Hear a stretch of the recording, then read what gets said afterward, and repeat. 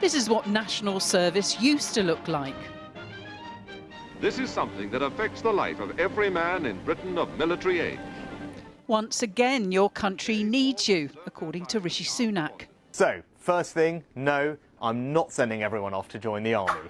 What I am doing is proposing a bold new model of national service for 18-year-olds. They'll be able to choose to spend 12 months in a full-time military commission or 1 weekend per month volunteering in roles within your local community. And Mr Sunak says he's looking forward to his daughters doing national service. So could they end up in khaki? The call to national service has gone forth. Only 30,000 of the brightest and best would have military placements, according to the Conservatives. The rest would be expected to volunteer 25 days a year. The estimated cost, £2.5 billion a year, with a pilot scheme set to start in September next year. And there'll be sanctions of some sort for those who don't comply, but not prison. Well, what we have seen recently is a fracturing, more and more young people particularly, not exclusively, but particularly living their lives in bubbles, isolated from their peers, mixing only with people from similar circles to their own. And what we want to do is find a way of bringing people together. It's a way of, binding us as a nation, as a society, investing in those young people and addressing this worrying trend towards fragmentation. Maybe James Cleverly and the government ought to get out of their bubble and understand what happens down here in the real world. A thumbs down from one Southampton fan at Wembley for the Championship playoff against Leeds today. He may support the same team as the Prime Minister, but that's where the similarities end. Other fans, though, welcomed the policy. National service, not necessarily a bad thing for society and some people. I think it's good for you to grow into an adult and learn a bit about life. I think it's good, yeah. I think it incorporates values that you need to have that I think a lot of people don't have. Hold on a minute, though. That didn't seem to be the government policy 3 days ago. In a written answer to a question about national service dated the 23rd of May, the Defence Minister, Andrew Morrison, said, "The government has no current plans to reintroduce national service. If potentially unwilling national service recruits were to be obliged to serve alongside the professional men and women of our armed forces, it could damage morale, recruitment and retention." Isn't this a sign of panic that this is policy on the hoof? No, not at all. This is what elections are for. Elections are for teasing out the real elements and the things that matter. The military were talking about a full-on military national service. That's what was being asked of them, and that is not what they would be getting. This is very different. This is national service in its principles, but a wider sense of what people can do with their communities. Labour campaigning in Yorkshire dismissed the idea of national service out of hand. It's an expensive gimmick.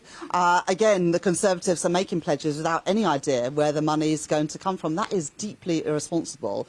And with me as Chancellor, all of the policies that I put forward will always be fully costed and fully funded. I will never play fast and loose with the public finances. We headed down to the battlefield and me and my bestie found this swing. We had so much fun. I had to take some Instagram pictures. And it seems not all teenagers are taking the idea seriously. Bogies! Hey, over here. Targeting 18-year-olds comes with its own risks.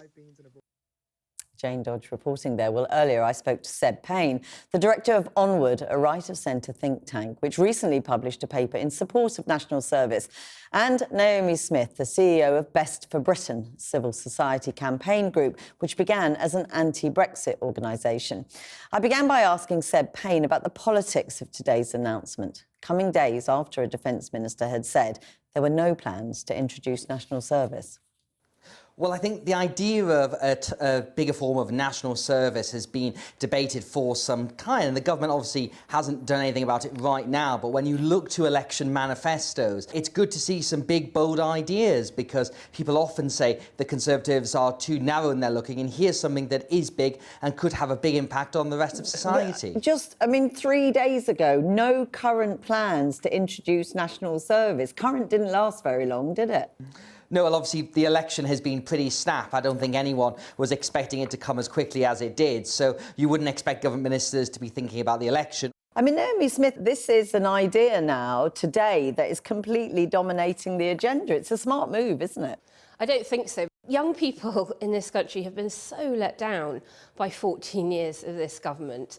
They're the first generation that aren't going to be as well off as their parents. They can barely afford rents, tuition fees are skyrocketing. If they're still at schools, there's a teacher crisis. And of course, parents and grandparents don't particularly want to see their children being sent off to do mandatory military service or the volunteering scheme. So I don't think it has landed well for the Conservatives. And of course, Labour, Liberal Democrats and Greens, on the other hand, are offering young people something very tangible. Well, I think if you're going to judge how this is landed by what people say on Twitter, that maybe not be wholly representative of who this policy is targeted to and the wider country. And ultimately, this is about trying to unlock the talent and potential of a younger generation who feel that, you know, are disconnected, unmoored and alienated from society. Well, Seb talks about this being a Twitter issue. No, it absolutely isn't. When you look at what this government has done for young people, of course, one of the fundamental things it's done by pushing through its extremely hard form of Brexit has been to take away their opportunity to live, work, study across 27 other European countries visa-free. Young people don't need to have values of resilience instilled in them by a government that has been the most sleaze-ridden I can remember in my lifetime, that has had not one but two prime ministers who broke COVID lockdown rules and were fined because of it, a prime minister in Liz Truss who blamed everyone but herself for the problems of the day. If the party wants to encourage good behaviour in young people, it needs to start by adhering to the law, upholding the Nolan principles, and then people might take them seriously. But as things stand, this is not going to go anywhere near fixing the problems of generational inequality. The numbers suggest there are a lot of young people who are locked out of employment and that they're disengaged. Young people need opportunity. They need to be able to have good, well-paid jobs. And the system as it has been proposed today, as I've read it, is that you can either do the mandatory national service, for which military service, for which you would be paid, or you can do unpaid voluntary work 1 weekend a month. Now, there is a clear divide there in terms of which demographic young people will go towards each one. Well-off children who don't need to earn the money, who come from backgrounds where their families will be able to support them, will of course choose to do the mandatory volunteering 1 weekend a month, whereas those from poorer backgrounds will have no option. Seb Payne, I mean, that is perfectly a valid assumption to make, isn't it?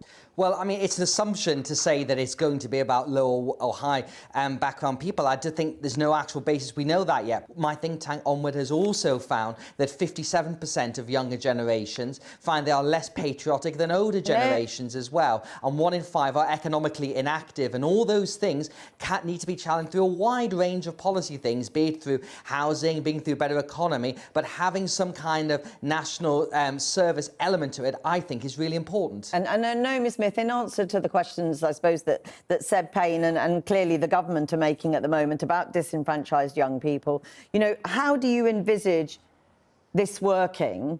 Do you see any positives in it as an idea? There is always something to be said for civic participation. And of course, for far too long, democracy has felt like something that is done to people rather than something that they do. I think if this announcement today is going to serve to do anything, it's going to be to encourage 18-year-olds to register to vote and turn out to vote.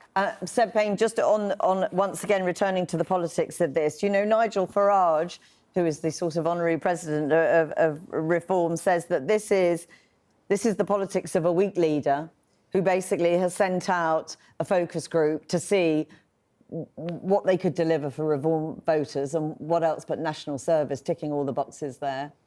We did polling and found that it commands broad support across all age groups, across all demographics, and including younger people as well. So what we're talking about here is something very modern, based in society where it is at the moment and adapted to where British youngsters are now. And I think that, I don't think this has just come out of nowhere. This is a big idea. It's been carefully formed, engaged with think tanks over a good period of time. So I think the evidence just doesn't back up the fact that it's just come out of nowhere. Naomi Smith, last word to you. Well, most military leaders will tell you the last thing they want is a bunch of reluctant recruits that have been forced to be there. The government really hasn't spelled out how much this is properly going to cost, where the extra barracks are going to come from, how we're going to feed these recruits.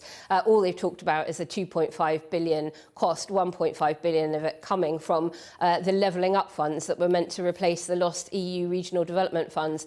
So clearly the government has decided to abandon the levelling up strategy with this, and this is an ageist policy that is going to punish the young, to chase the votes of a very small number of older voters who almost certainly did not serve themselves, given that you had to have been 18 by 1960 to have done conscription before now. Well, much more to talk about on this. It's clearly got everyone talking. Naomi Smith and Seb Payne, thank you so much for joining us.